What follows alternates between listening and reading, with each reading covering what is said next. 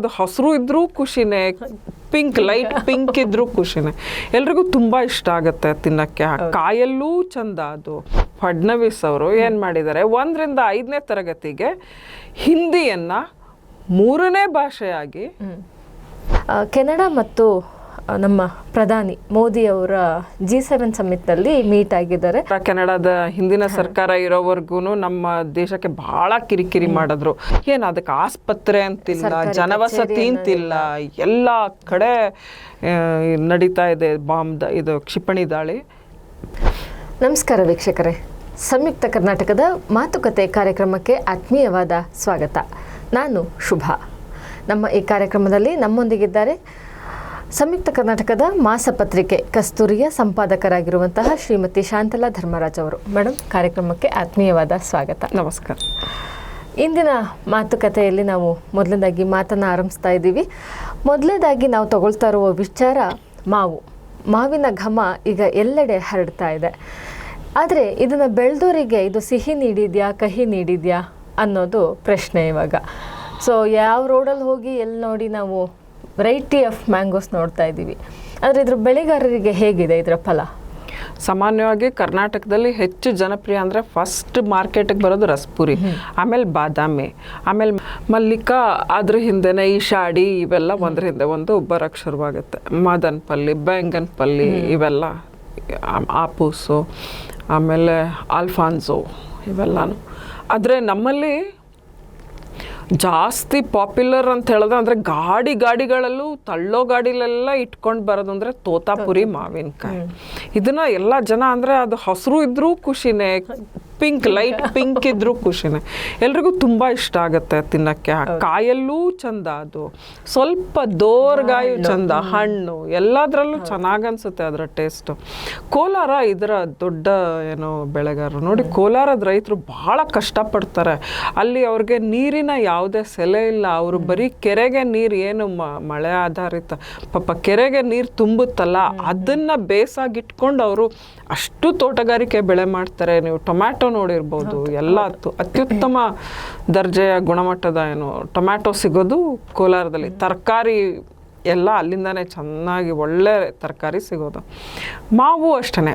ಕೋಲಾರ ಅಂದರೆ ಮಾವು ಅಂದರೆ ಕೋಲಾರ ಆ ಥರ. ಆಮೇಲೆ ರೇಷ್ಮೆ ಬೇಸಾಯ ಇದು. ಹೀಗಾಗಿ ಅಲ್ಲೆಲ್ಲ ಪಾಪ ಅಷ್ಟು ಕಷ್ಟಪಟ್ಟಿರ್ತಾರೆ. ಆದರೆ ಅವರಿಗೆ ಬೆಲೆನೇ ಸಿಗದೆ ಹೋದರೆ ಭಾಳ ಒಂಥರ ಏನಪ್ಪ, ಯಾತಕ್ಕಪ್ಪ ಬೇಕು ನಮಗೆ ಈ ಕೃಷಿ, ಯಾಕೆ ಬೇಕು ಅಂತ ಅನ್ನಿಸ್ಬಿಡುತ್ತೆ. ಹಾಗಾಗಿ ಅವ್ರು ನೋಡಿ, ಇಷ್ಟು ವರ್ಷ ನಾವು ನೋಡ್ತಿದ್ವಿ, ಅವರು ಟೊಮ್ಯಾಟೊನ ಬೆಲೆ ಕುಸಿದಾಗ ಒಂಥರ ದುಃಖ ತಡೆಯೋಕ್ಕಾಗದೆ ರೋಡಿಗೆ ಚೆಲ್ಲಿ ತಮ್ಮ ಒಂದು ಸಂಕಟವನ್ನು ತೋಡ್ಕೋತಾ ಇದ್ರು. ಈ ಸರಿ ನನಗೆ ಅದು ಆಶ್ಚರ್ಯ ಅನಿಸಿದ್ದು, ಕೋಲಾರದಲ್ಲಿ ಮಾವು ಬೆಳೆಗಾರರು ಆ ಮಾವಿನಕಾಯಿನ ರಸ್ತೆಗೆ ಸುರಿದು ಪ್ರತಿಭಟನೆ ಮಾಡ್ತಾರೆ, ಅದರ ಮೇಲೆ ಬಿದ್ದು ಒದ್ದಾಡ್ತಾರೆ. ಅಂದರೆ ಗೋಳು, ನಮ್ಮ ಗೋಳು ಈ ತರಹ ಇದೆ ಅಂತ. ಅದಕ್ಕೆ ಮುಖ್ಯ ಕಾರಣ ಏನಪ್ಪ ಅಂತ ಹೇಳಿದ್ರೆ, ಸಾಮಾನ್ಯ ಇಲ್ಲಿಂದ ಹೆಚ್ಚು ದೊಡ್ಡ ಪ್ರಮಾಣದಲ್ಲಿ ಪಕ್ಕದ ಆಂಧ್ರ ಪ್ರದೇಶಕ್ಕೆ ಹೋಗ್ತಾ ಇತ್ತು ಕೋಲಾರದಿಂದ. ಇದು ಗಡಿ ಜಿಲ್ಲೆ. ಸೊ ಇಲ್ಲಿಂದ ಮದನಪಲ್ಲಿಯಿಂದ ಮುಂದೆ ಎಲ್ಲ ಗೊತ್ತು ತಮಗೆ, ಇದು ಮುಳ್ಬಾಗ್ಲಾದ್ಮೇಲಿಂದ ಹೇಗೆ ಅಂತ. ಸೊ ಅವರು ಅಲ್ಲಿ ತಗೊಳ್ತಾ ಇದ್ರು, ತುಂಬ ದೊಡ್ಡ ಪ್ರಮಾಣದಲ್ಲಿ ಖರೀದಿ. ಆಂಧ್ರದಲ್ಲಿ ನಮ್ಮ ತೋತಾಪುರಿಗೆ ಭಾಳ ಬೇಡಿಕೆ ಅಲ್ಲಿ.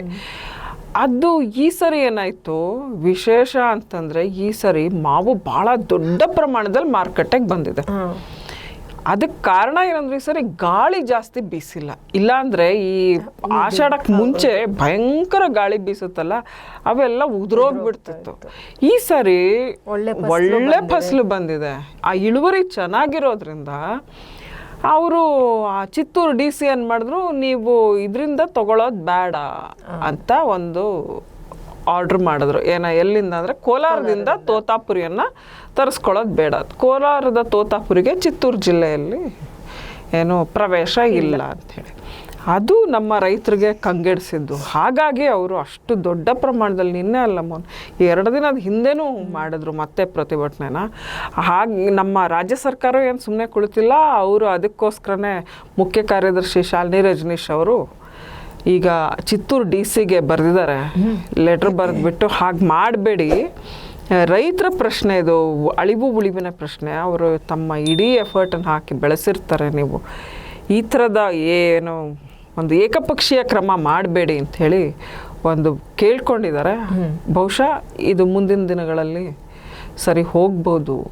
ಓಕೆ, ಒಟ್ಟಾರೆಯಾಗಿ ನಮಗೆ ಬೇಕಾಗಿರೋದು ರೈತರಿಗೆ ಶುಭ ಸುದ್ದಿ. ಹೌದು, ಯಾಕೆಂದ್ರೆ ಬೆಳೆಗಾರರು ಪಾಪ ಎಷ್ಟು ಕಷ್ಟಪಟ್ಟು ಬೆಳೆದಿರ್ತಾರೆ, ಅವರ ಜೀವನ ನಿಂತಿರೋದೇ ಆ ಬೆಳೆಯ ಫಸಲು ಮೇಲೆ. ಹಾಗಾಗಿ ರೈತರಿಗೆ ಆದಷ್ಟು ಬೇಗ ಒಳ್ಳೆ ಶುಭ ಸುದ್ದಿ ಸಿಗಲಿ ಅಂತ ಹೇಳಿ ನಾವು ಮುಂದಿನ ಮಾತುಗೆ ಹೋಗೋಣ. ಮಹಾರಾಷ್ಟ್ರದಲ್ಲಿ ಇವಾಗ ಪ್ರತಿಭಟನೆ ನಡೀತಾ ಇದೆ. ಹೌದು, 3ನೇ ಭಾಷೆಯಾಗಿ ಪ್ರೈಮರಿ ಸ್ಕೂಲ್ಗೆ ಅಡಾಪ್ಟ್ ಮಾಡಬೇಕು ಅನ್ನೋ ವಿಚಾರ. ಹೌದು, ಏನಪ್ಪ ಅಂತ ಹೇಳಿದ್ರೆ ಈಗ ನಮ್ಮಲ್ಲೆಲ್ಲ ಗೊತ್ತು ನಿಮಗೆ, ನಮಗೆ ಮಾತೃಭಾಷೆಯ ಶಿಕ್ಷಣನೇ ಬೇಕು ಅಂತೆಲ್ಲ ಹೇಳ್ಬಿಟ್ಟು, ಅದು ಮುಂಬೈಯಲ್ಲೂ ಇದೇ ಥರ ಮರಾಠಿಗರು ಅಲ್ಲಿ ತಮ್ಮ ಭಾಷೆಯಲ್ಲೇ ಶಿಕ್ಷಣ ಕೊಡಬೇಕು ಅಂಥೇಳಿ ಅಲ್ಲಿನೂ ಒಂದು ಹೋರಾಟ ನಡೆಸ್ತಾ ಇದ್ದಾರೆ. ಇದ್ರ ಮಧ್ಯೆ ಮುಖ್ಯಮಂತ್ರಿ ಫಡ್ನವೀಸ್ ಅವರು ಏನು ಮಾಡಿದ್ದಾರೆ, 1ರಿಂದ 5ನೇ ತರಗತಿಗೆ ಹಿಂದಿಯನ್ನು 3ನೇ ಭಾಷೆಯಾಗಿ ಅದನ್ನ ಪರಿಚಯಿಸಬೇಕು ಅಂತ. ನಮ್ಮಲ್ಲಿ ಕರ್ನಾಟಕದಲ್ಲಿರೋದು 5ರ ನಂತರ ಬರುತ್ತೆ ನಮಗೆ ಹಿಂದಿ 3ನೇ ಭಾಷೆಗೆ. ಅವರು 1ನೇ ಕ್ಲಾಸಿಂದನೇ ಅದನ್ನು ಕಲಿಸ್ಬೇಕು ಅಂತ ಮುಂದಾಗಿದ್ದಾರೆ. ಅಂದರೆ ರಾಷ್ಟ್ರೀಯ ನೀತಿ, ಅದು ನಮ್ಮ ರಾಷ್ಟ್ರ ಭಾಷೆಯನ್ನು ಕಲಿಸ್ಬೇಕು, ತ್ರಿಭಾಷಾ ನೀತಿ ಇರಬೇಕು ಅಂತ ಅನ್ನೋದು ಒಂದು ಕೇಂದ್ರ ಸರ್ಕಾರದ ನೀತಿ. ಅದನ್ನು ಸದ್ದಿಲ್ಲದೆ ಅಡಾಪ್ಟ್ ಮಾಡೋಣ ಅಂಥೇಳಿ ಅವರು ಮುಂದಾಗಿದ್ದಾರೆ. ಅದಕ್ಕೆ ಮಹಾರಾಷ್ಟ್ರ ನವನಿರ್ಮಾಣ ವೇದಿಕೆ ಏನಿದೆ ಅದು ದೊಡ್ಡ ಒಂದು ಪ್ರತಿಭಟನೆ ಮಾಡೋದಕ್ಕೆ ಮುಂದಾಗಿದೆ. ಈಗಾಗಲೇ ಅದನ್ನು ವಿರೋಧಿಸಿ ನಾವು ಬೀದಿಗೆ ಇಳಿತೀವಿ, ನೀವು ಈ ಒಂದು ನೀತಿಯನ್ನು ವಾಪಸ್ ತಗೊಳ್ಳಿಲ್ಲ ಅಂತ ಹೇಳಿಬಿಟ್ಟಿದೆ. ಬಟ್ ಈ ಮಕ್ಕಳ ಒಂದು ಮನಃಶಾಸ್ತ್ರಜ್ಞರಿರ್ತಾರಲ್ಲ, ಅವರನ್ನು ಕೇಳಿದ್ರೆ ಈ ಥರ ಮಕ್ಕಳಿಗೆ ಹೇರೋದು ಭಾಷೆಗಳನ್ನು ಎಷ್ಟು ಸರಿ ಅಂತ ಹೇಳಿದ್ರೆ, ಮಕ್ಕಳ ಅಥವಾ ಬ್ರೈನ್ನಲ್ಲಿ ಭಾಷೆಗೆ ಕಲಿಕೆಗೆ, ಹೊಸ ಭಾಷೆ ಹೊಸ ಕಲಿಕೆಗೆ ಖಂಡಿತ ಸ್ಥಳಾವಕಾಶ ಇದೆ. ಆಮೇಲೆ ಆ ಒಂದು ಏಜ್ ಏನಿದೆ, ಆ ಒಂದು ವಯಸ್ಸಿನ ಒಂದು ಇದೆಯಲ್ಲ, ಆ ಏಜ್ ಗ್ರೂಪ್ನಲ್ಲಿ ಆ ಮಕ್ಕಳಿಗೆ ಹೆಚ್ಚು ಶಾರ್ಪ್ ಇರ್ತಾರೋಗೆ ಅಂತ ಕೊಡಿ ಅಂತ ಬೇಕು ಆ ಬ್ರೈನ್ಗೆ. ಹಾಗಾಗಿ ನೀವು 3 ಭಾಷೆ ಕಲಿಸಿದ್ರು ಏನಂತ ಒತ್ತಡ ಏನು ಬೀಳಲ್ಲ ಅಂತ ಹೇಳ್ತಾರೆ. ಆದರೆ ನಮ್ಮ ಮಾತೃಭಾಷೆಯ ಉಳಿವಿಗೆ ಕೊನೆಗೆ ಇವರು ಅದನ್ನೇ ಆಪ್ಟ್ ಮಾಡಿಕೊಂಡು ಮಾತೃಭಾಷೆನ ನೆಗ್ಲೆಕ್ಟ್ ಮಾಡಿದ್ರೆ ಅಂತ ಅನಿಸುತ್ತೆ. ಇವಾಗ ಆ ಥರದ ಒಂದು ಕೂಗು ಹೆಚ್ಚಿನ ಒಂದು ಜನರು ಹೇಳ್ತಾ ಇರೋದ್ರಿಂದ, ಆ ಥರದ್ದೊಂದು ಅಭಿಪ್ರಾಯ ವ್ಯಕ್ತಪಡಿಸ್ತಿರೋದ್ರಿಂದ ಹಾಗನ್ಸುತ್ತೆ. ನೀವು ಹೇಳಿದಾಗೆ ಮಕ್ಕಳಿಗೆ ಆ ಗ್ರಾಸ್ಪಿಂಗ್ ಪವರ್ ಅಷ್ಟು ಇರುತ್ತೆ. ಯಾಕೆಂದ್ರೆ ನೀವು ಒಂದು ಆಟವನ್ನು 5 ನಿಮಿಷಕ್ಕಿಂತ ಜಾಸ್ತಿ ಮಕ್ಕಳು ಆಡಲ್ಲ. ಬೇರೆ ಏನೋ ಎಕ್ಸ್ಚೇಂಜ್ ಕೇಳ್ತಾರೆ, ಇನ್ನೇನೋ ಬೇರೆದು ಬೇಕು, ಇಲ್ಲ ಅದರಲ್ಲೇ ಇನ್ನೇನೋ ಹೊಸತನ ಹುಡುಕ್ಬೇಕು ಅನ್ನೋ ಥರ ಇರುತ್ತೆ. ಸೊ ಅಷ್ಟು ಕೆಪಾಸಿಟಿ ಅವ್ರಿಗೆ ಇರುವಾಗ, ಮತ್ತು ಈ ಭಾಷೆ ಕಲಿಕೆ ಅನ್ನೋದು ಒಂದು ಪಾಸಿಟಿವ್ ಥಿಂಗೇ. ಅದು ನೀವು ಎಲ್ಲೇ ಹೋಗಿ ಏನೇ ಆಗಿ ಆ ಭಾಷೆ ಗೊತ್ತಿದೆ ಅಂದಾಗ ನಮ್ಮ ವ್ಯವಹಾರ ಇರ್ಬೋದು, ಎಫೆಕ್ಟಿವ್ ಬೇರೆ ಥರನೇ ಇರುತ್ತೆ. ಸೊ ಭಾಷೆ ಕಲಿಕೆ ಇರಲಿ, ಅದ್ರ ಜೊತೆಗೆ ನಮ್ಮ ಮಾತೃಭಾಷೆಗೆ ನಾವೇನು ಸ್ಥಾನಮಾನ ಕೊಡಬೇಕು, ಅದು ಇದ್ರೆ ಯಾರು ಕ್ವಶನ್ ಮಾಡುವಂಥದ್ದು ಇರಲ್ಲ ಅಂತ ಹೇಳಿ. ಸೊ ಇವಾಗ ನಾವು ಮುಂದಿನ ಮಾತಿಗೆ ಹೋಗೋದಾದರೆ, ಕೆನಡಾ ಮತ್ತು ನಮ್ಮ ಪ್ರಧಾನಿ ಮೋದಿಯವರ G7 ಸಮ್ಮಿಟ್ನಲ್ಲಿ ಮೀಟ್ ಆಗಿದ್ದಾರೆ. ಅವರಿಬ್ಬರು ಮಾತುಕತೆ ಇವಾಗ ಹೆಚ್ಚು ಚರ್ಚೆಗೆ ಬರ್ತಾ ಇದೆ. ಹೌದು, ಏನಪ್ಪ ಅಂತ ಹೇಳಿದ್ರೆ, ಹಿಂದಿನ ಸರ್ಕಾರ, ಕೆನಡಾದ ಹಿಂದಿನ ಸರ್ಕಾರ ಇರೋವರೆಗೂ ನಮ್ಮ ದೇಶಕ್ಕೆ ಭಾಳ ಕಿರಿಕಿರಿ ಮಾಡಿದ್ರು. ಅದರಲ್ಲೂ ಆ ಖಲಿಸ್ತಾನಿ ನಾಯಕ ನಿಜರ್ ಹತ್ಯೆ ಆದಾಗ್ಲಿಂದ ಅಂತೂ ನಮ್ಮ ಮೇಲೆ ನೇರವಾಗಿ ಪ್ರಹಾರ ಮಾಡ್ಲಿಕ್ಕೆ ಶುರು ಮಾಡಿದ್ರು. ಮಾತಿನಲ್ಲಿ ನಾವೇ ಅದಕ್ಕೆ ಹೊಣೆಗಾರರು, ನಮ್ಮ ಕೇಂದ್ರ ಸರ್ಕಾರನೇ ಅದರಲ್ಲಿ ಅದನ್ನು ಮಾಡಿಸಿದೆ, ಷಡ್ಯಂತ್ರ ಇದೆ ಅಂತೆಲ್ಲ ಹೇಳ್ಕೊಂಡೆಲ್ಲ ಮಾಡಿದ್ರು. ಆದರೆ ಸತ್ಯ ಯಾವತ್ತೂ ಮುಚ್ಚಿಡ್ಲಿಕ್ಕಾಗಲ್ಲ. ಅದರ ನಂತರ ಬಂದಂಥ ಒಂದು ಸರ್ಕಾರ, ಹೊಸ ಸರ್ಕಾರ ಕಾರ್ನಿ ಅವ್ರದ್ದು ಏನು ಬಂದಿದೆ, ಅವರು ಇಂಡಿಯಾ ಫ್ರೆಂಡ್ಲಿ ಇದ್ದಾರೆ. ಆ ಒಂದು ಕಾರಣದ ಆ್ಯಕ್ಚುಲಿ G7 ಅಂತ ಹೇಳಿದ್ರೆ ಅಮೆರಿಕಾ ಆ್ಯಂಡ್ ಇಟ್ಸ್ ಫ್ರೆಂಡ್ಸ್ ಅಂತ. ಆ G7 ರಾಷ್ಟ್ರಗಳು Japan, Italy, UK, Canada, America, ಇವರೆಲ್ಲ ಸೇರ್ಕೊಂಡಿರುವಂಥ ಒಂದು ಇವರದ್ದೇ ಒಂದು ಕ್ಲೋಸ್ ಗ್ರೂಪ್ ಅದು. ಅದರಲ್ಲಿ ಯಾರು ಸರಿ ಆತಿಥ್ಯ ವಹಿಸ್ತಾರೆ ಅಥವಾ ಅಧ್ಯಕ್ಷತೆ ವಹಿಸ್ತಾರೆ ಅವರಿಗೆ ತಮಗೆ ಬೇಕಾದವರನ್ನ ಕರೆಯುವಂತಹ ಒಂದು ಅವಕಾಶ ಇರುತ್ತೆ. ಸೊ ಈ ಸರಿ ಆ ಒಂದು ಆಹ್ವಾನವನ್ನ ಅವರು ಮೋದಿ ಅವರಿಗೆ ಕೊಟ್ಟಿದ್ರು. ಈ ಸರಿ ಕರೆದಿದ್ರು ಮೋದಿ ಅವರಿಗೆ.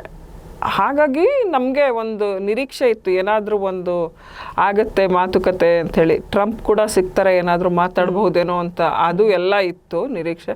ಬಟ್ ಟ್ರಂಪ್ ನಿಮಗೆ ಗೊತ್ತು, ಇದ್ದಕ್ಕಿದ್ದಂಗೆ ಮನಸ್ಸು ಬದಲಾಯಿಸ್ಕೊಂಡು ಇಲ್ಲ ನಾನು ಹೋಗ್ಬೇಕು, ಏನೋ ಅವ್ರು ಹೋಗಿ ಈಗಲೇ ಯುದ್ಧ ನಿಲ್ಲಿಸ್ಬಿಡ್ತಾರೆ ಅನ್ನೋ ಥರ ನಿಂತ ಹೆಜ್ಜೆನಲ್ಲಿ ಹಾರು ಹೋದರು. ಅದಾದಮೇಲೆ ಅಲ್ಲಿ ಏನು ಅಂಥ ಮಹತ್ವದ ಬೆಳವಣಿಗೆ ಆಗಲ್ಲ. ಇದೇ ಫಸ್ಟ್ ಟೈಮ್ G7ನಲ್ಲಿ ಯಾವುದೇ ಅಧಿಕೃತ ನಿರ್ಣಯ ಅಂಗೀಕರಿಸದೇ ಸಭೆ ಮುಕ್ತಾಯ ಆಯಿತು. ಹೆಂಗೆ ಅವರು ಅದನ್ನು ಅನೌನ್ಸ್ ಮಾಡ್ತಾರೆ, ಹಿರಿಯಣ್ಣನೇ ಇಲ್ವಲ್ಲ ಅಲ್ಲಿ.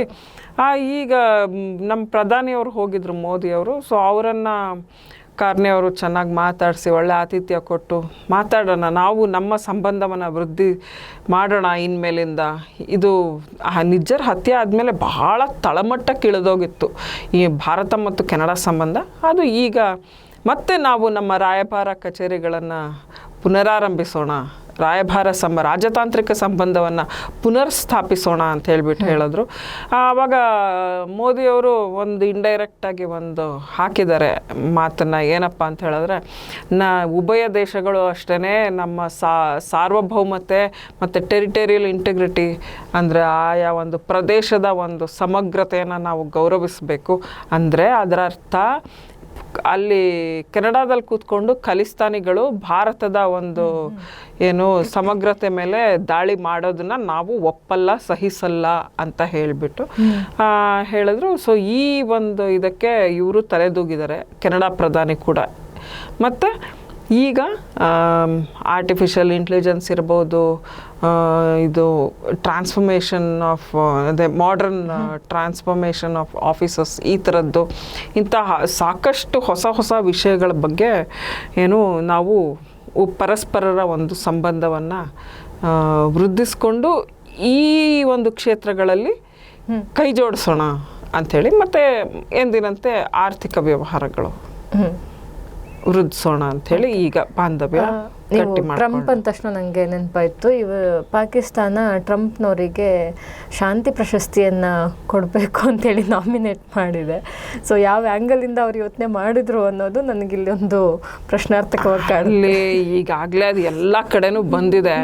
ಏನಪ್ಪ ಅಂತ ಹೇಳಿದ್ರೆ, ಇವರದ್ದಲ್ಲಿ ಹಣಕಾಸಿನ ವ್ಯವಹಾರ ವಿಪರೀತ ಇದೆ. ಟ್ರಂಪ್ನ ಪರ್ಸನಲಿ ಖಾಸಗಿ ಕಂಪನಿ ಏನಿದೆ ಅದಕ್ಕೆ ಅಲ್ಲಿ ಯಾರೋ ಪಾಕಿಸ್ತಾನದಲ್ಲಿ ಅಧಿಕೃತ ಮುದ್ರೆ ನೀಡಿದ್ದಾರೆ ಅಂತ ಹೇಳಿದ್ರೆ ಅವರ ಜೊತೆ ಆರ್ಥಿಕ ವ್ಯವಹಾರ ಮಾಡೋದಕ್ಕೆ. ಆ ಒಂದು ಕಾರಣದಿಂದ ಇದ್ದಕ್ಕಿದ್ದಂಗೆ ಇವರ ಮೈತ್ರಿ ಬಹಳ ಗಟ್ಟಿ ಆಗೋಯ್ತು. ಆಮೇಲೆ ಎಲ್ಲ ಅನ್ಕೊಳ್ತಾರೆ, ಇದು ಟ್ರಂಪ್ ನಮಗೆ ಮುನೀರ್ನ ಊಟಕ್ಕೆ ಆಹ್ವಾನಿಸ್ಬಿಟ್ಟು ಭೋಜನಕ್ಕೆ ಆಹ್ವಾನಿಸಿ ನಮಗೆ ಅವರು ಯಾವಾಗ ಅಮೇರಿಕ ಭಾರತದ ಏನು ಪ್ರಿಯ ಸಖ ಆಗಿದ್ದು, ಆತ್ಮೀಯ ಸಖ ಯಾವಾಗ ಆಗಿದ್ರು, ನಮ್ಮ ಕಷ್ಟಕ್ಕೆ ಅಂತ ಅವ್ರು ಬಂದಿರೋದು ಬಹಳ ಕಡಿಮೆ. ಹಾಗಾಗಿ ಅವರಿಂದ ನಾವೇನು ಎಕ್ಸ್ಪೆಕ್ಟ್ ಮಾಡೋಕ್ಕಾಗಲ್ಲ ಒಂದು. ಆಮೇಲೆ ಟ್ರಂಪು ಪಕ್ಕಾ ರಾಜಕಾರಣಿ ಅನ್ನೋದನ್ನ ತೋರಿಸ್ಕೊತಾ ಇದ್ದಾರೆ. ಅವರೇನೇ ಹುಚ್ಚಾಟ ಆಡಿದ್ರು.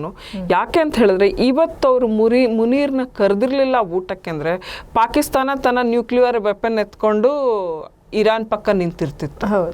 ಇಷ್ಟೊತ್ತಿಗೆ ಇಸ್ರೇಲ್ಗೆ ಇವಾಗ ಇರಾನ್ ಒಂದೇ ಮಾಡ್ತಿದೆ, ಅವರ ಜೊತೆಗೆ ಇವರು ಕೂಡ ಸೇರಿಬಿಡ್ತಾ ಇದ್ರು. ಆ ಒಂದು ಏನು ಸಾಧ್ಯತೆಗಳಿತ್ತು. ಆ ಭೀತಿ, ಅದಕ್ಕೊಂದು ತಡೆ ಹಾಕಬೇಕು ಅಂತ ಹೇಳಿ ಇವರು ಮೆಲ್ಲಗೆ ಅವರನ್ನು ಭೋಜನಕ್ಕೆ ಆಹ್ವಾನಿಸಿ, ನೀನೇ ಚಂದ್ರ ನೀನೇ ಇಂದ್ರ ಅಂತ ಹೇಳಿ ಅಟ್ಟಕ್ಕೆ ಏರಿಸಿ ಐ ಲವ್ ಪಾಕಿಸ್ತಾನ್ ಅಂದ್ರು. ನನಗೆ ಇನ್ನು ಕಳೆದ ವಾರ ಅಷ್ಟೇ ಸೌದಿ ಅರೇಬಿಯಾದಲ್ಲಿ ಕುಳಿತುಕೊಂಡು ಸೌದಿ ಪ್ರಿನ್ಸ್ಗೆ ಐ ಲವ್ ದಿಸ್ ಪರ್ಸನ್ ಜಾನಿ ಅಂತ ಅಂದ್ಬಿಟ್ಟು ಅಂದಿದ್ರು. ಈಗ ಇವ್ರಿಗಂದ್ರು. ಇನ್ನು ಮುಂದಿನ ವಾರ ಯಾರಿಗಂತಾರ ಗೊತ್ತಿಲ್ಲ, ಬಟ್ ಇವರನ್ನ 2 weeks ಟ್ರಂಪ್ ಅಂತ ಹೇಳ್ಬಿಟ್ಟು ಕರಿತೀವಿ. ಯಾಕೆಂದ್ರೆ ಎಲ್ಲ ಕಡೆ ಇವ್ರಿಗೂ 2 weeks, ಯಾರಿಗೆ ರಷ್ಯಾ ಅಧ್ಯಕ್ಷ ಪುಟಿನ್ಗೂ 2 weeks ಟೈಮ್, ಈಗ ಇರಾನ್ಗೂ 2 weeks ಟೈಮು. ಸೊ ಎಲ್ರಿಗೂ ಅದೇ ನಮ್ದು 2 minutes ನೂಡಲ್ಸ್ ಇರುತ್ತಲ್ಲ, ಆ ಥರ ಇವ್ರದ್ದು 2 weeks ಟ್ರಂಪ್ ಇವರು. ಅದೇ ನೀವು ಇವಾಗ ಹೇಳ್ತಾ ಇಸ್ರೇಲ್ ಮತ್ತು ಇರಾಕ್ ಬಗ್ಗೆ ಮಾತಾಡಿದ್ರಿ. ಸೊ ಇವಾಗ ಪ್ರಸ್ತುತ ಯುದ್ಧದಲ್ಲಿ ಇಸ್ರೇಲ್ ದಾಳಿ ಮಾಡಿದ ಇರಾಕ್ನ 400 ಜನ ಹತ್ಯೆಯಾಗಿದ್ದಾರೆ. ಅದಕ್ಕೆ ಮುಂಚೆ ಸ್ವಲ್ಪ ಈ 2 ವಿಷಯ ನಾವು ಮಾತಾಡ್ಬಿಡುವ. ಒಂದು ಯಾವುದಪ್ಪ ಅಂತ ಹೇಳಿದ್ರೆ ಯುಕ್ರೇನ್ ಮತ್ತು ರಷ್ಯಾ. ಈ ಸರಿ ಅವ್ರದ್ದು ಏನಾಗಿದೆ ಅಂತ ಹೇಳಿದ್ರೆ ಇಲ್ಲಿ ಈ ಯುದ್ಧದಲ್ಲಿ ಮಡಿದವರು ಇರ್ತಾರಲ್ಲ ಯೋಧರು, ಅವರ ಒಂದು ಬಾಡೀಸ್ನ ಅಂದರೆ ಅವರ ಒಂದು ಶವಗಳನ್ನ ಎಕ್ಸ್ಚೇಂಜ್ ಮಾಡ್ಕೊಳ್ಳೋ ಆ ಮಟ್ಟಕ್ಕೂ ಇರಲಿಲ್ಲ ಇವರು. ಅಷ್ಟು ವಿರೋಧಿ ಇದ್ದವರು. ಈಗ ಬಟ್ ಇವಾಗ ಯುದ್ಧ ಪ್ರಾರಂಭವಾದಾಗಲಿಂದ ಇದುವರೆಗೆ ಯುಕ್ರೇನ್ 4800 ಯೋಧರ ಒಂದು ದೇಹಗಳನ್ನು ಹಿಂತಿರುಗಿಸಿದೆ, ಕಳಿಸ್ಕೊಟ್ಟಿದೆ. ಆದರೆ ರಷ್ಯಾ ಆ ಒಂದು ಇದು ಮಾಡಿರಲಿಲ್ಲ. ಈಗ ಕಳೆದ ವಾರ 1200 ಶವಗಳನ್ನು, ಯೋಧರ ಒಂದು ಪಾರ್ಥಿವ ಶರೀರವನ್ನು ಅವ್ರು ಕಳಿಸ್ಕೊಟ್ಟಿದ್ದಾರೆ. ಇದು ಒಂದು ಸಮಾಧಾನ, ಅಟ್ಲೀಸ್ಟ್ ಅವರ ಕುಟುಂಬದವರಿಗೆ. ಅವರು ಪಾಪ ತಮ್ಮ ದೇಶಕ್ಕಾಗಿ ಮಡಿದಿರ್ತಾರೆ, ಅವರಿಗೊಂದು ಗೌರವಯುತವಾಗಿ ಒಂದು ಅಂತಿಮ ನಮಸ್ಕಾರ ಸಲ್ಲಿಸೋದಕ್ಕೂ ಅವರಿಗೆ ಇದಿಲ್ವಾ ಅಂತ ಅನಿಸ್ತಾ ಇರುತ್ತೆ. ಸೊ ಇದು ಏನೋ ಪುಟಿನ್ ಅವರು ದೊಡ್ಡ ಮನಸ್ಸು ಮಾಡಿ, ಪುಟಿನ್ ಅವರು ಅಂತ ಹೇಳಿದಾಗ ಇಲ್ಲಿ ಇನ್ನೂ ಒಂದು ಹೇಳಬೇಕು. ಅದು ಏನಪ್ಪ ಅಂತ ಹೇಳಿದ್ರೆ ಪುಟಿನ್ಗೆ ಈ ಕಡೆ ಟ್ರಂಪ್ಗೆ ಎಲ್ಲ ನೀನು ಬಾರಪ್ಪ ಮಧ್ಯಸ್ಥಿಕೆಗೆ ಅಂತ ಅವ್ರನ್ನೆಲ್ಲ ಕರಿತಿದಾರಲ್ಲ, ಅಂದರೆ ಅವ್ರು ಮಾಡಲಿ ಅಂತ ನೆತನ್ಯಾಹು ಅನ್ಕೊಳ್ತಾ ಇದಾರಲ್ಲ. ಪುಟಿನ್ಗೆ ಏನಂದ್ರೆ ತನ್ನನ್ನು ಕರೀಲಿ ಅಂತ ಭಾಳ ಆಸೆ ಇದೆ. ಅದಕ್ಕೆ ಎಲ್ಲ ಓಪನ್ ಆಗಿ ಸ್ಟೇಟ್ಮೆಂಟ್ ಕೊಡ್ತಿದ್ದಾರೆ, ರಷ್ಯಾ ಇಸ್ ರೆಡಿ ಟು ಏನೋ negotiate with both the parties. ಅಂದರೆ ಅವ್ರಿಗೆ ಇಸ್ರೇಲ್ ಜೊತೆ, ಯಾಕೆಂದರೆ ರಷ್ಯಾದಲ್ಲೂ ಯಹೂದಿಗಳು ದೊಡ್ಡ ಪ್ರಮಾಣದಲ್ಲಿ ಇದ್ದವರು, ಹಾಗಾಗಿ ರಷ್ಯಾ ಜೊತೆ ಅವ್ರಿಗೆ ಒಳ್ಳೆ ಸಂಬಂಧನೇ ಇದೆ ಅಂತ ಹೇಳಿದ್ರೆ ಮೇಲ್ಗಡೆ ಏನು ಖುಲ್ಲ ತೋರಿಸ್ಕೊಳ್ದೇ ಇದ್ರು ಅವ್ರಿಗಿದೆ ಆ ಒಂದು ಸಂಬಂಧ ಇದೆ. ಬಟ್ ಏನಪ್ಪ ಅಂದರೆ ರಷ್ಯಾ ಮತ್ತು ಇರಾನ್ ಇವರಿಬ್ರದ್ದು ಒಳ್ಳೆ ಸಂಬಂಧ ಇದೆ, ಒಳ್ಳೆ ಬಾಂಧವ್ಯ ಇದೆ. ಆಮೇಲೆ ರಷ್ಯಾ ಯುಕ್ರೇನ್ ವಾರ್ಗೆ ಇರಾನ್ ಕ್ಷಿಪಣಿ ಕಳಿಸ್ಕೊಟ್ಟಿತ್ತು, ತನ್ನ ಕಡೆ ಅತ್ಯುತ್ತಮವಾದ ಕ್ಷಿಪಣಿಗಳನ್ನು ರಷ್ಯಾ ಕಳಿಸ್ಕೊಟ್ಟಿತ್ತು. ಹೀಗಾಗಿ ಇವರು ನನಗೆ ಇಬ್ಬರೂ ಚೆನ್ನಾಗಿದ್ದಾರೆ. ಮೊದಲನೇದಾಗಿ ಖಂಡಿಸಿದ್ದು ಇಸ್ರೇಲ್ನ ರಷ್ಯಾನೇ ಆದರೂ, ಮತ್ತು ನಾನು ಇಬ್ಬರಿಗೂ ಫೋನ್ ಮಾಡಿ ಕ್ಲಾಸ್ ತೊಗೊಂಡಿದ್ರು, ಯಾಕೆ ಸುಮ್ಮನೆ ತಾನೇ ಮಾಡ್ತಿರೋದು ಆ ಕೆಲಸ ಆದರೂ. ಅದಕ್ಕೆ ಈ ಫ್ರಾನ್ಸ್ ಅಧ್ಯಕ್ಷ ಇಮ್ಯಾನ್ಯುಯಲ್ ಮ್ಯಾಕ್ರಾನ್ ಹೇಳ್ತಾರೆ, ಅಪ್ಪ ಫಸ್ಟು ತಾವು ನಿಲ್ಲಿಸಿ ಯುದ್ಧವನ್ನು, ಯುರೋಪ್ನಲ್ಲಿ ಶಾಂತಿ ಸ್ಥಾಪಿಸಿ, ಆಮೇಲೆ ನೀವು ಮಧ್ಯ ಏಷ್ಯಾ ಬಗ್ಗೆ ತಲೆ ಕೆಡಿಸ್ಕೊಳ್ಳಿವ್ರಂತೆ. ಇವಾಗ ಸದ್ಯಕ್ಕೆ ನಾವೆಲ್ಲ ಇದ್ದೀವಿ, ನಾವು ಅದನ್ನು ನೋಡ್ಕೊಳ್ತೀವಿ, ನೀವು ಮಾತ್ರ ನಿಮ್ಮ ಯುದ್ಧವನ್ನು ನಿಲ್ಲಿಸೋದ್ರ ಕಡೆ ಗಮನ ಕೊಡಿ ಅಂತೇಳಿ. ಅದು ಸ್ವಲ್ಪ ಟುಸ್ಪಟಾಕೆ ಆಗಿದೆ ಪುಟಿನ್ಗೆ. ಪುಟಿನ್ ಹಾಗಾಗಿ ಇಲ್ಲಪ್ಪ ನಾನು ಇರಾನ್ ಪರ ನಿಲ್ತೀನಿ ಅಂತ ಹೇಳ್ಕೊಂಡು ಈಗ ವರಸೆ ಬದಲಾಯಿಸ್ತಾರೆ. ಅದು ಯಾವಾಗ ಬೇಕಾದ್ರೂ ಬದಲಾಗ್ಬೋದು ಮತ್ತೇನು, ಅದು ಹೇಳಲಿಕ್ಕಾಗಲ್ಲ. ತನ್ಮಧ್ಯೆ ಇದೇ ಅರಬ್ ಪ್ರಪಂಚದಿಂದ ಒಬ್ಬ ಪ್ರಮುಖ ದೇಶದ ಅರಬ್ ದೇಶದ ಸಚಿವರು ನಮ್ಮ ಭಾರತಕ್ಕೆ ಆಗಮಿಸ್ತಾ ಇದ್ದಾರೆ. ಈಜಿಪ್ಟಿನ ವಿದೇಶಾಂಗ ಸಚಿವರು. ಅದು ಒಂದು ಒಳ್ಳೆಯ ಸೂಚನೆ. ಯಾಕೆಂತ ಹೇಳಿದ್ರೆ ಪಹಲ್ಗಾಮ್ ಅಟ್ಯಾಕ್ ಆದಮೇಲೆ ನಮ್ಮ ದೇಶದ ವಿದೇಶಾಂಗ ಸಚಿವರು ಮತ್ತು ನಮ್ಮ ಒಂದು ಸಂಸದರ ಟೀಮ್ ಏನಿತ್ತು ತಂಡ, ಅದು ಮಧ್ಯ ಏಷ್ಯಾ, ಮಧ್ಯಪ್ರಾಚ್ಯ ರಾಷ್ಟ್ರಗಳಿಗೆ ಮತ್ತು ಯುರೋಪ್ ಮತ್ತು ಅಮೆರಿಕ, ಕೆನಡಾ ಎಲ್ಲ ಕಡೆ ಹೋಗಿದ್ರು. ಆದರೆ ಅಲ್ಲಿಂದ ಯಾರೂ ಬಂದಿರಲಿಲ್ಲ. ಇದೇ ಮೊದಲ ಬಾರಿಗೆ ಅದು. ಆಮೇಲೆ ಈಜಿಪ್ಟ್ ಇದೆಯಲ್ಲ, ಅದು ಬಹಳ ಒಂದು ಪ್ರಾಮುಖ್ಯತೆಯನ್ನು ಹೊಂದಿರುವಂತಹ, ಅರಬ್ ಪ್ರಪಂಚದಲ್ಲಿ ಪ್ರಾಮುಖ್ಯತೆಯನ್ನು ಹೊಂದಿರುವಂತಹ ಒಂದು ದೇಶ. ಇದರ ವಿದೇಶಾಂಗ ಸಚಿವರು ನಮ್ಮ ದೇಶಕ್ಕೆ ಬರ್ತಿರೋದು ಬಹಳ ಒಂದು ಗಮನಾರ್ಹ ಬೆಳವಣಿಗೆ ಅಂತ ಹೇಳ್ಬೋದು. ನಿಮಗೆ ನೆನಪಿರಲಿ, 1970ರಲ್ಲಿ ಪ್ರಪ್ರಥಮ ಬಾರಿಗೆ ಇಸ್ರೇಲ್ನೊಂದಿಗೆ ಇಸ್ರೇಲ್ ರಾಯಭಾರ ಕಚೇರಿಯನ್ನು ಪ್ರಾರಂಭಿಸುವುದಕ್ಕೆ ಒಂದು ಅವಕಾಶ ಕೊಟ್ಟಿದ್ದು ಇದೇ ಈಜಿಪ್ಟ್. ಇದನ್ನು ನಾವು ಮರೆಯೋ ಹಾಗಿಲ್ಲ. ಓಕೆ. ಸೊ ಇವಾಗ ಇಸ್ರೇಲ್ ಮತ್ತು ಇರಾಕ್ ಯುದ್ಧದ ಬಗ್ಗೆ ಮಾತುಕತೆ ಮಾಡೋದಾದರೆ, ಇರಾನ್ ಯುದ್ಧ, ಇರಾನ್ ಯುದ್ಧ ನಿಮಗೆ ಗೊತ್ತು, ಈಗಾಗಲೇ 8 ದಿನ ಕಳೀತು. ಇದು ಏನು ಸಾವಿರಗಟ್ಟಲೆ ಡ್ರೋನ್ಗಳು, ಕ್ಷಿಪಣಿಗಳು ಹಾರಿಸ್ತಾ ಇದ್ದಾರೆ ಉಭಯತರುವೆ, ಎರಡೂ ಪಕ್ಷದವರು, ಎರಡೂ ದೇಶಗಳು. ಇನ್ನಿಲ್ದಂಗೆ ಏನು ಅದಕ್ಕೆ ಆಸ್ಪತ್ರೆ ಅಂತಿಲ್ಲ, ಜನವಸತಿ ಅಂತಿಲ್ಲ, ಎಲ್ಲ ಕಡೆ ನಡೀತಾ ಇದೆ ಇದು ಕ್ಷಿಪಣಿ ದಾಳಿ. ಇಲ್ಲಿ ಇವರು ಹೇಳೋದು, ಅವರು ಪರಮಾಣು ಅಸ್ತ್ರಗಳನ್ನು ಹೊಂದಿರೋದೇ ದೊಡ್ಡ ಒಂದು ಪ್ರಮಾದ. ಹಾಗಾಗಿ ಅದನ್ನು ಇದುವರೆಗೂ ಅಮೆರಿಕ ಅದಕ್ಕೆ ಒಂದು ತಡೆ ಒಡ್ಡುತ್ತೆ ಅಂತ ನಾವು ಕಾಯ್ತಾ ಇದ್ವಿ. ಆದರೆ ಇರಾನ್ ಅದನ್ನು ಒಂದು ಲೆಕ್ಕಕ್ಕೆ ತಗೊಳ್ಳದೆ ಬಹಳ ದುರಹಂಕಾರದಿಂದ ಮೆರೀತಿದೆ. ಹಾಗಾಗಿ ಇದು ನಮ್ಮ ಅಸ್ತಿತ್ವಕ್ಕೆ ಧಕ್ಕೆ ಆಗತ್ತೆ ಅಂತ ಹೇಳಿ ಇವರು ಈಗ ಕಳೆದ ವಾರದಿಂದ ದಾಳಿಯನ್ನು ಪ್ರಾರಂಭಿಸಿದ್ರು. ಆದರೆ ಇವರು ಇದಕ್ಕೆ 22 3 ವರ್ಷದ ಹಿಂದೆನೇ ಇವರು ಅವ್ರ ದೇಶದಲ್ಲಿ ಮಹಿಳೆಯರು ಪ್ರತಿಭಟಿಸಿದ್ರೆ ಇದೇ ನೆತನ್ಯಾಹು ಮಹಿಳೆ ಜೀವನ ಮತ್ತು ಗೌರವ ಇದು ಬಹಳ ಮುಖ್ಯ, ಆ ದೇಶದ ಮಹಿಳೆಯರ ಪರವಾಗಿ ನಾನು ನಿಮ್ಮ ಅಣ್ಣ ಇದ್ದೀನಿ, ನೀವೆಲ್ಲ ಪ್ರತಿಭಟಿಸಿ, ನಾನು ನಿಮ್ಮ ಸಪೋರ್ಟ್ಗಿದ್ದೀನಿ ಅಂತ ಅಲ್ಲಿ ಮಹಿಳೆಯರಿಗೆ ಇವರು ನೆತನ್ಯಾಹು ಸಹೋದರ ಅವರು ಕರೆ ಕೊಟ್ಟಿದ್ರು. ಆಮೇಲೆ ಅಲ್ಲಿ ಇವರು ಇರಾನಿನ ಪ್ರಭುತ್ವ ವಿರೋಧಿ, ಇವಾಗ ಅಲ್ಲಿ ಏನು ಖಮೇನಿ ಸರ್ಕಾರ ಇದೆ, ಅದು ಶಿಯಾ ಒಂದು ಸಮುದಾಯದ ಒಂದು ಧಾರ್ಮಿಕ ಗುರು ಅಥವಾ ಅವರು ಪರಮೋಚ್ಚ ನಾಯಕ ಅಂತ ಹೇಳ್ತಾರೆ ಖಮೇನಿ ಅವರನ್ನು. ಅವರ ಒಂದು ನೇತೃತ್ವದ ಸರ್ಕಾರ ಏನಿದೆ, ಆಡಳಿತ ಏನಿದೆ, ಅದರ ವಿರುದ್ಧ ದನಿ ಎತ್ತಿರೋಂಥವ್ರು ಇದ್ದಾರಲ್ಲ. ಯಾಕೆಂದರೆ ಅಲ್ಲಿ ಶಿಯಾ ಮತ್ತು ಸುನ್ನಿ 2 ಮುಸ್ಲಿಂ ಪಂಗಡಗಳು. ಇರಾನ್ ದೇಶದಲ್ಲಿ ಮಾತ್ರ ಶಿಯಾಗಳು ಬಹಳ ದೊಡ್ಡ ಪ್ರಮಾಣದಲ್ಲಿದ್ದಾರೆ, ಆದರೆ ಸುನ್ನಿಗಳು ಅತಿ ಕಡಿಮೆ ಪ್ರಮಾಣದಲ್ಲಿದ್ದಾರೆ. ಬೇರೆ ಎಲ್ಲ ಅರಬ್ ಪ್ರಪಂಚದಲ್ಲಿ ಪ್ರಾಬಲ್ಯ ಇರೋದು ಸುನ್ನಿಗಳದ್ದು, ಆದರೆ ಇಲ್ಲಿ ಮಾತ್ರ ಶಿಯಾ ಮುಸ್ಲಿಮರದ್ದು ದೊಡ್ಡ ಒಂದು ಜನಸಂಖ್ಯೆ ಇಲ್ಲಿದೆ. ಹಾಗಾಗಿ ಇವರು ಸ್ವಲ್ಪ ಅವರಿಗೆ ತಿಕ್ಕಾಟ ನಡೀತಾನೆ ಇರುತ್ತೆ. 1979 ಶಹ ಆಡಳಿತವನ್ನು ರಾಜ ಅವರಲ್ಲಿ ಅವರ ಆಡಳಿತವನ್ನು ಕಿತ್ತೊಗೆದು ಇವರು ಇಸ್ಲಾಮಿಕ್ ಕ್ರಾಂತಿ ಆಗುತ್ತೆ, ಧಾರ್ಮಿಕ ಕ್ರಾಂತಿ. ಅದರಲ್ಲಿ ಅಯತೊಲ್ಲಾ ಖೊಮೇನಿ ಅಂತ ಇಲ್ಲಿ ಮಧ್ಯದಲ್ಲಿ ಒಂದು ಹೇಳಬೇಕು ವಿಷಯ ಏನಪ್ಪ ಅಂದರೆ, ಅವ್ರಿಗೆ ಮತ್ತು ನಮ್ಮ ಚಿಕ್ಕಬಳ್ಳಾಪುರಕ್ಕೆ ಒಂದು ನಂಟಿದೆ. ನಿಮಗೆ ಗೊತ್ತಿರಲಿ, ಇಲ್ಲಿ ಚಿಕ್ಕಬಳ್ಳಾಪುರದ ಒಂದು ಅಲಿಪುರ ಅಂತ ಒಂದು ಊರಿದೆ. ಆ ಊರಿನಲ್ಲಿ ಅತಿ ಹೆಚ್ಚಿನ ಒಂದು ಶಿಯಾ ಮುಸ್ಲಿಮರು ಅಲ್ಲಿದ್ದಾರೆ. ಅಲ್ಲಿ ಶಿಯಾ ಮುಸ್ಲಿಮರು ಅಲ್ಲಿಗೆ ಅಯತೊಲ್ಲಾ ಖೊಮೇನಿ, ಇವರಿರೋರು ಖಮೇನಿ, ಅವರು ಖೊಮೇನಿ, ಅವರು ಬಂದಿದ್ರು ಎಲ್ಲಿಗೆ ಚಿಕ್ಕಬಳ್ಳಾಪುರಕ್ಕೆ. ಇದು 1979 80 ಏನೋ ಆ ಒಂದು ಸಂದರ್ಭದಲ್ಲಿ ಅಲ್ಲಿ ಇಸ್ಲಾಮಿಕ್ ಕ್ರಾಂತಿ ಆಗಿದ್ದಂಥ ಟೈಮ್ನಲ್ಲಿ ಇಲ್ಲಿಗೆ ಬಂದಿರ್ತಾರೆ ಅಂತ. ಅದು ಒಂದು ಮಹತ್ವದ ಒಂದು ಘಟನೆ ಮತ್ತು ನಮ್ಮ ಕರ್ನಾಟಕದ ಮಟ್ಟಿಗೆ ಅಂತ ಹೇಳ್ಬಿಟ್ಟು ಈ ಒಂದು ವಿಷಯ ಬಂತು. ಅದೇ ಖಮೇನಿ ಅವರನ್ನು ವಿರೋಧಿಸುವಂಥವ್ರು ತುಂಬ ಜನ ಇದ್ದಾರೆ ಅಲ್ಲಿ. ಸೊ ಇವರೆಲ್ಲ ತನಗೆ ಬೆಂಬಲ ಕೊಡಲಿ, ನಾನು ನಿಮ್ಮೊಂದಿಗಿದ್ದೀನಿ ಅಂತ ನೆತನ್ಯಾಹು ಹೇಳಲಿಕ್ಕೆ ಹೋಗ್ತಾರೆ. ಆದರೆ ನೆತನ್ಯಾಹು ಯಹೂದಿ ಆಗಿರೋದ್ರಿಂದ ಇವರು ಇಸ್ಲಾಂಗೆ ವಿರುದ್ಧ ನಿಲ್ತಾರೆ ಅಂತ ಇವರು. ಹಾಗಾಗಿ ಅಲ್ಲಿ ಈ ತರಹದ ಒಂದು ಸಂದರ್ಭದಲ್ಲಿ ಅವ್ರು ಯಾರು ಬಾಯಿ ಬಿಟ್ಟು ಇಸ್ರೇಲ್ಗೆ ಪರ ವಿರೋಧ ವ್ಯಕ್ತಪಡಿಸ್ತಿಲ್ಲ. ಯಾಕೆಂದರೆ ಈಗ ಇರಾನ್ ಏನು ಇಲ್ಲಿವರೆಗೂ ಇರಾನ್ ಒಂಥರ ಅರಬ್ ಪ್ರಪಂಚಕ್ಕೆ ಅಸ್ಪೃಶ್ಯನ್ ಥರ ಆಡ್ತಾ ಇದ್ದಿದ್ದು, ಈಗ ಅದು ಇಸ್ಲಾಂ ದೇಶ ಅನ್ನೋದನ್ನು ನಾವು ಮರಿಬಾರ್ದು ಅಂತ ಎಲ್ಲರೂ ಒತ್ತಿ ವಿಶೇಷವಾಗಿ ಈ ಖಮೇನಿನೇ ಹಾಗೆ ಹೇಳ್ತಿರೋದ್ರಿಂದ ಇವ್ರೇನು ಮಾಡ್ತಿದ್ದಾರೆ, ಅದಕ್ಕೇ ಯಾರೂ ಏನೂ ಬಾಯಿ ಬಿಡ್ತಿಲ್ಲ. ಅವ್ರಿಗೇನು ಇಸ್ರೇಲ್ ಅವ್ರಿಗೆ ಬೇಕಾಗಿಲ್ಲ, ಆದರೆ ಅವ್ರಿಗೆ ಇರಾನ್ ಬಗ್ಗೆ ಅಷ್ಟೇ ರಿಸರ್ವೇಷನ್ಸ್ ಇದೆ. ಏನು ಮಾಡ್ತೀರಿ ಈ ಥರದ್ದೆಲ್ಲ.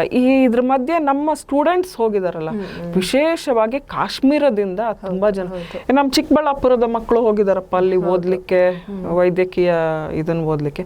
ಅಲ್ಲಿ ಹೋಗಿ ವೈದ್ಯರಾಗೋದಕ್ಕೆ ಏನು ಯುಕ್ರೇನಲ್ಲಿ ನೋಡಿದಾಗ ಅಲ್ಲಿದ್ರು ಇಲ್ಲಿದ್ರು. ಯಾತಕ್ಕಿರ್ತಾರೆ ಅಂದರೆ ಬೇರೆ ಇನ್ನೇನೂ ಇಲ್ಲ. ಇಲ್ಲಿ ವೈದ್ಯಕೀಯ ಶಿಕ್ಷಣ ಅನ್ನೋದು ಇದರ ಒಂದು ಶುಲ್ಕ ಮುಗಿಲು ಮುಟ್ಟಿದೆ.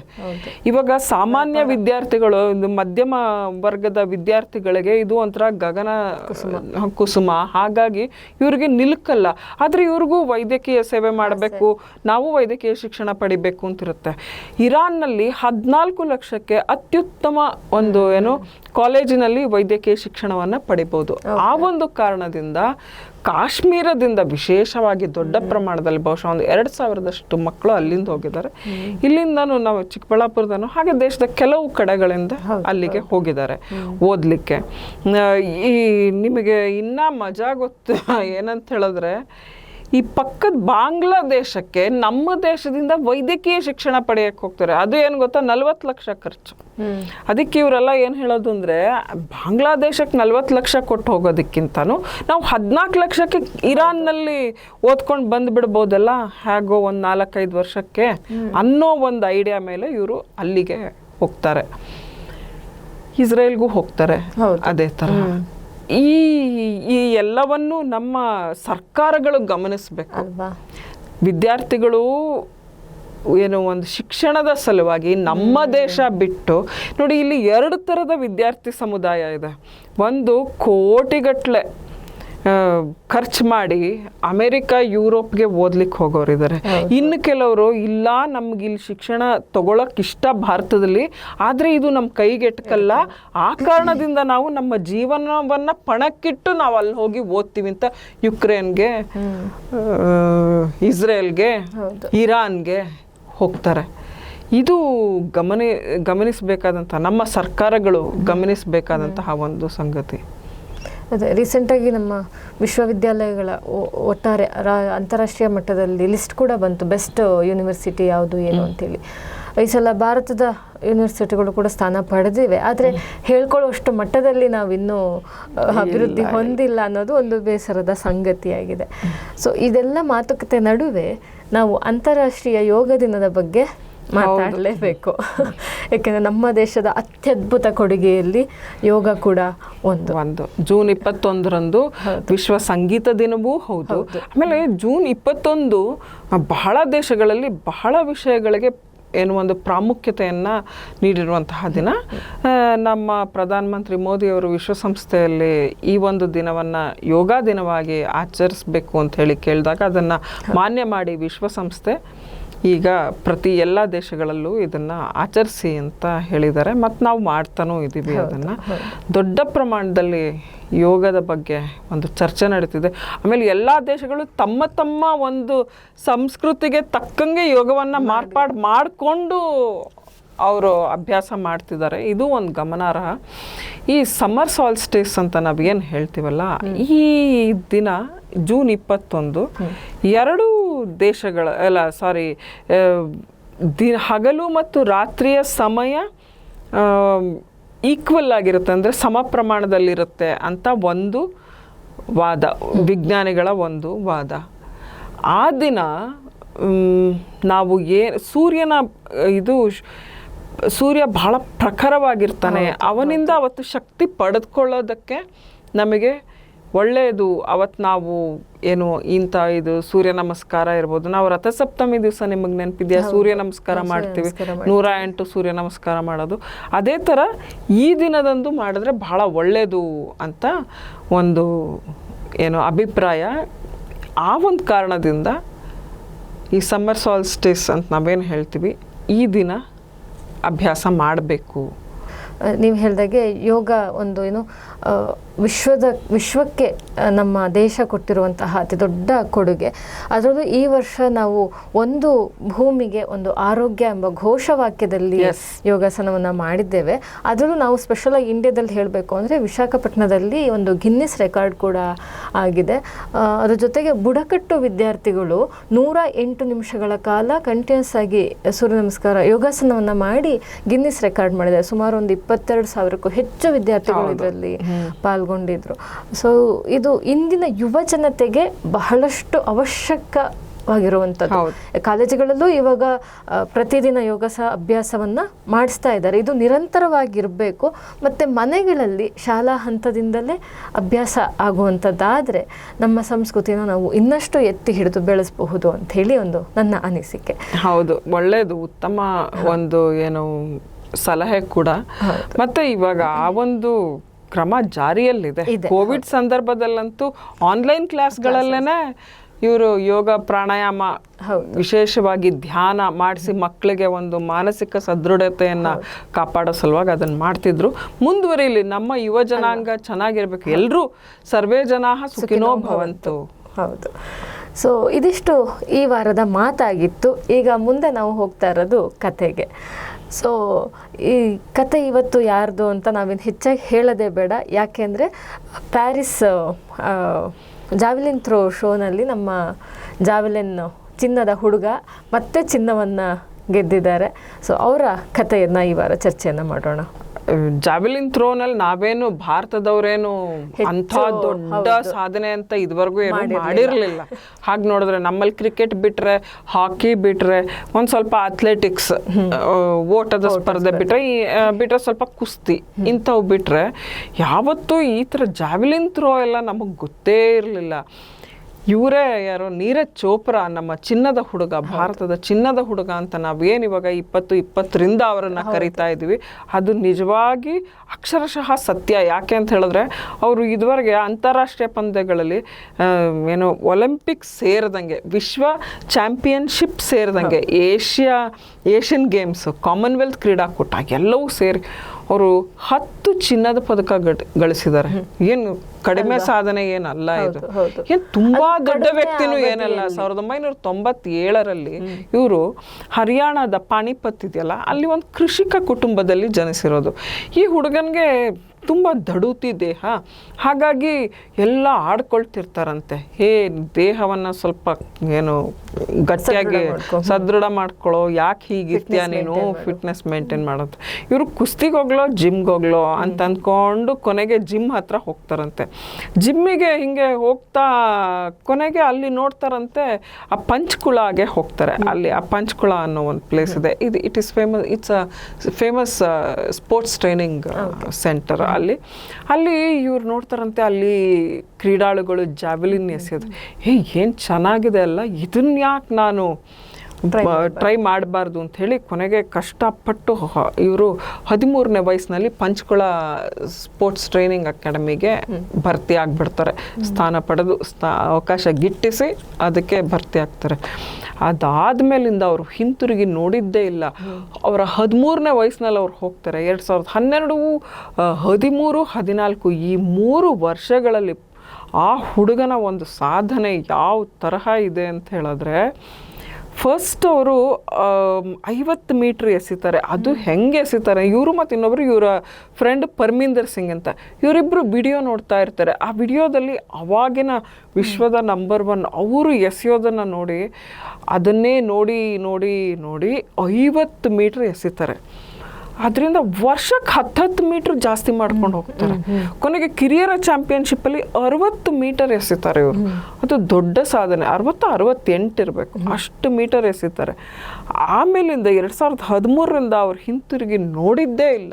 ಆ ಹುಡುಗ ನಿಜವಾದ ಚಿನ್ನದ ಹುಡುಗನಾಗಿ ಪರಿವರ್ತನೆ ಆಗ್ತಾ ಹೋಗೋದು. ಆವಾಗ ರೂಪಾಂತರ ಆಗ್ತಾ ಹೋಗ್ತಾನೆ. ಅವನು ಫುಲ್ ಮೈಗೂಡಿಸ್ಕೊಳ್ತಾನೆ, ಎಲ್ಲವನ್ನು ಮುಪ್ಪರಿಗೊಳಿಸಿಕೊಂಡು ಮುನ್ನಡೀತಾನೆ. ಆವಾಗ ಅವರನ್ನು ಫಸ್ಟ್ ಯೂತ್ ಮೀಟ್ಗೆ, ಯುಕ್ರೇನ್ನಲ್ಲಿರೋ ಯೂತ್ ಮೀಟ್ಗೆ ಕರ್ಕೊಂಡು ಹೋಗ್ತಾರೆ. ಅದರಲ್ಲಿ ಪರಮಾಶ್ಚರ್ಯ, ನಮ್ಮ ಭಾರತದ ನೀರಜ್ ಚೋಪ್ರಾ ಚಿನ್ನದ ಪದಕ ಗೆದ್ದು ಬಿಡ್ತಾನೆ. ಆವಾಗ್ಲಿಂದ 1ನೇ ಸ್ಥಾನ, 2ನೇ ಸ್ಥಾನ, ಚಿನ್ನದ ಪದಕ, ಬೆಳ್ಳಿ ಪದಕ, ಇವೆರಡರಲ್ಲೇ ಆಟ ಆಡ್ತಾರೆ. ಆದರೆ ಯಾವತ್ತೂ ಈ ನೀರಜ್ ಚೋಪ್ರಾ ಬಂದರೆ ಸಾಕು, ಈ ನಮ್ಮಂಥ ಪತ್ರಕರ್ತರು ಅವನಿಗೆ ಸುಮ್ಮನೆ ಒಂದು ಗೊಳೆ ಕೊಡೋದು. ಅವನಿಗೆ ಮೊದಲನೇ ಪ್ರಶ್ನೆ ಕೇಳೋದು, ಏನಪ್ಪ 90 ಮೀಟ್ರ್ ಚೋಪ್ರಾ ಅಂತ ಕರೆಯೋದು. ಯಾಕೆ ಅಂದರೆ ಅವನಿಗೆ ಎಷ್ಟೇ ಅವನು ಕಠಿಣ ಪರಿಶ್ರಮ ಹಾಕಿದ್ರೂ 90 ಮೀಟ್ರ್ ವೇಗದಲ್ಲಿ ಅವನಿಗೆ ಇದನ್ನು ಎಸಿಲಿಕ್ಕೆ ಆಗಿರಲ್ಲ. ಆ ಕೋಲನ್ನು, ಅದಕ್ಕೆ ಬಲ್ಲೆ ಅಂತೀವಲ್ಲ, ಆ ಬಲ್ಲೆ, ಅದನ್ನು ಎಸಲಿಕ್ಕೆ ಆಗಿರಲ್ಲ ಅವನಿಗೆ. ಕೊನೆಗೆ 80 ಆಗುತ್ತೆ, 86 ಆಗುತ್ತೆ. ಈಗ ಪ್ಯಾರಿಸ್ನಲ್ಲಿ 90 ದಾಟೇ ಬಿಟ್ಟರು, 90ರ ಗಡಿ ದಾಟಿ ಇನ್ನು ಮುಂದೇನೂ ಅಷ್ಟೇ ಇದಕ್ಕಿಂತ ಇನ್ನೂ ಉತ್ತಮವಾಗಿ ನಾನು ಮಾಡ್ತೀನಿ ಅಂತ. ಅಂದರೆ ನಿರೀಕ್ಷೆ ಇರುತ್ತೆ, ವಿಶ್ವದ ನಿರೀಕ್ಷೆ ಇರುತ್ತೆ.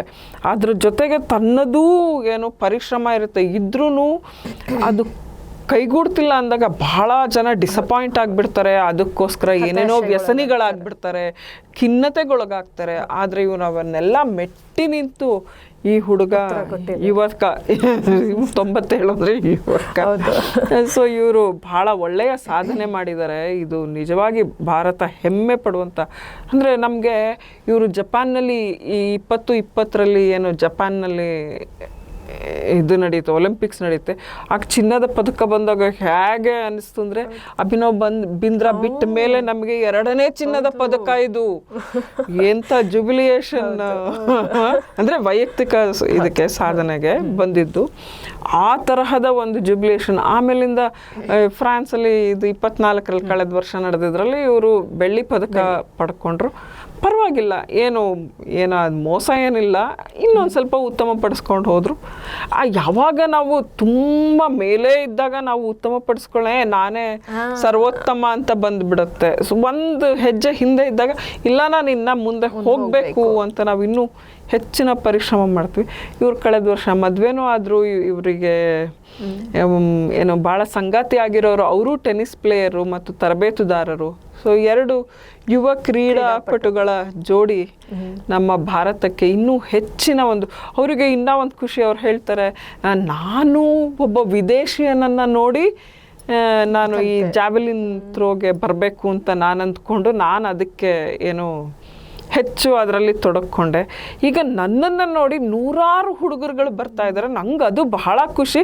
ನಮ್ಮ ಹುಡುಗರುಗಳಿಗೆ ನಾನು ಮಾದರಿ ಆದೆ ಅನ್ನೋದು ಒಂದಾದರೆ, ಇನ್ನೊಂದೇನಂದರೆ ಅವ್ರು ನನ್ನ ರೆಕಾರ್ಡನ್ನು ಮುರಿದ್ರೆ ನನಗೆ ಅದಕ್ಕಿಂತ ಖುಷಿ ಇನ್ನೊಂದಿರಲ್ಲ. ನಮ್ಮದೇ ಹುಡುಗರು ನನ್ನ ರೆಕಾರ್ಡನ್ನು ಮುರಿಬೇಕು. ಯಾರು ಹೇಳ್ತಾರೆ ಈ ಥರ? ನಾನೇ ಸರ್ವಶ್ರೇಷ್ಠ ಆಗಿರಬೇಕು, ನನ್ನ ರೆಕಾರ್ಡನ್ನು ಬೇರೆಯವ್ರು ಮುರಿಬಾರ್ದು, ಎಲ್ಲರೂ ಇನ್ನೂ ಕಡಿಮೆ ಮಾಡಲಿ ಸಾಧನೆ ಅಂತ ಅಂದ್ಕೊಳ್ತೀವಿ ಹೊರತು ನನ್ನ ರೆಕಾರ್ಡನ್ನು ಮುರಿಬೇಕು ಅವರು ಅಂತ ಹೇಳಿ. ಈ ಹುಡುಗನ ಈ ಯುವಕನ ಇದು ಬಹಳ ಚೆನ್ನಾಗಿದೆ, ಬಹಳ ವಿಶಾಲ ಹೃದಯಿ ಅಂತ ಹೇಳಿ ಖುಷಿ ಆಯ್ತು ನನಗೆ. ನಾವು ಇಷ್ಟು ವರ್ಷದಲ್ಲಿ ಅವ್ರನ್ನ ನೋಡಿದ ಹಾಗೆ ಎಲ್ಲೂ ಕೂಡ ಯಾವ ಕಾಂಟ್ರವರ್ಸಿಗೂ ಸಿಕ್ಕೊಂಡಿಲ್ಲ. ಅದೇ ಸರಳತೆ, ಅದೇ ಸಜ್ಜನಿಕೆ, ಸದಾ ಅದನ್ನ ಕಾಪಾಡ್ಕೊಂಡಿದ್ದಾರೆ. ಸೊ ಇವಾಗ ಪ್ಯಾರಿಸ್ ಡೈಮಂಡ್ ಲೀಗ್ ನಲ್ಲಿ ಚಿನ್ನವನ್ನ ಗೆದ್ದು ಇನ್ಮೇಲೆ ಡೈಮಂಡ್ ಹುಡುಗ ಅಂತ ಹೇಳಿ, ಡೈಮಂಡ್ ಹುಡುಗ 90 ಮೀಟರ್ ಹುಡುಗ 90 ಮೀಟರ್ ಹುಡುಗ. ಆಮೇಲೆ ಯಾರೋ ರೇಗಿಸಿದ್ರು, ಅಪ್ಪ ನಿನ್ನ ಈ ಒಂದು ಕ್ಷಿಪ್ರ ವೇಗ ಇದೆಯಲ್ಲ, ಯಾಕೆ ನೀನು ಕ್ರಿಕೆಟಿಗೆ ಬರಬಾರ್ದು, ನೀನು ಕ್ರಿಕೆಟಿಗೆ ಬಂದರೆ ನೀನು ಆರಾಧ್ಯ ದೈವ ಆಗೋಗ್ಬಿಡ್ತೀಯಾ ಅಂತ ಕೇಳಿದ್ರು. ಹಿಂಗೆ ನಮ್ಮಂಥ ಪತ್ರಕರ್ತರು. ಅದಕ್ಕೆ ಅವ್ರು ಹೇಳಿದ್ರು, ನಾನು ಕ್ರಿಕೆಟಿಗೆ ಬರೋದೇನಿಲ್ಲ, ಆದರೆ ನಾನು ಎತ್ತಿ ಹೀಗೆ ಎಸೆಯೋದು, ಅಲ್ಲಿ ಹೀಗೆ ಕೆಳಗೆ ಎಸಿಬೇಕಾಗತ್ತೆ ಚೆಂಡನ್ನು, ಅದು ಸರಿ ಹೋಗಲ್ಲ. ಬಟ್ ನನಗೆ ಬೇಸ್ಬಾಲ್ ಟ್ರೈ ಮಾಡಬೇಕು ಅಂತ ಇದೆ, ಆಸಕ್ತಿ ಇದೆ, ನಾನು ಮಾಡ್ತೀನಿ ಅದನ್ನು. ನೆಕ್ಸ್ಟ್ ಅಮೆರಿಕಾಗೆ ಯಾವುದಾದ್ರೂ ಟೂರ್ನಮೆಂಟ್ಗೆ ಅಥವಾ ಟ್ರೈನಿಂಗಿಗೆ ಹೋದರೆ ನಾನು ಖಂಡಿತ ಅಲ್ಲಿ ಅದನ್ನು ಪ್ರಯತ್ನ ಮಾಡ್ತೀನಿ ಅಂತ ಹೇಳಿಬಿಟ್ಟು ಹೇಳಿದ್ದಾರೆ. ಹಾಗೆ ಒಂದು ಕ್ರೀಡಾಪಟು ಇನ್ನೊಂದು ಕ್ರೀಡೆಯನ್ನು ಅಷ್ಟು ಈಸಿಯಾಗಿ ಒಪ್ಕೊಳ್ಳೋದು ಬಹಳ ಕಷ್ಟನೇ. ಅದು ಭಾರತದ ಮಟ್ಟಿಗೆ ಇಲ್ಲ, ಈಗೆಲ್ಲ ಕಾಮನ್ ಇದೆ. ಆಸ್ಟ್ರೇಲಿಯನ್ ಕ್ರಿಕೆಟರು ಫುಟ್ಬಾಲರ್ ಆಗ್ತಾರೆ, ಇದಾಗ್ತಾರೆ. ಯಾಕಂದ್ರೆ ಅವ್ರ ಕಾಲ್ ಪ್ರಾಕ್ಟೀಸಿಗೆ ಅವರು ಫುಟ್ಬಾಲ್ ಮಾಡ್ತಾರೆ. ಸೊ ಇದು ನಮ್ಮ ಈ ವಾರದ ಮಾತುಕತೆಯಾಗಿತ್ತು. ನಮ್ಮ ನೀರಜ್ ಚೋಪ್ರಾ ಇನ್ನಷ್ಟು ಯುವಕರಿಗೆ ಸ್ಫೂರ್ತಿದಾಯಕ ಆಗಿರಲಿ. ನಮ್ಮ ಈ ಮಾತುಕತೆಯಲ್ಲಿ ಮುಂದಿನ ವಾರ ಇನ್ನಷ್ಟು ಹೊಸ ವಿಚಾರಗಳೊಂದಿಗೆ, ಹೊಸ ಕಥೆಯೊಂದಿಗೆ ನಿಮ್ಮ ಮುಂದೆ ಬರ್ತೇವೆ. ಮೇಡಮ್ ನಮಸ್ತೆ. ನಮಸ್ಕಾರ.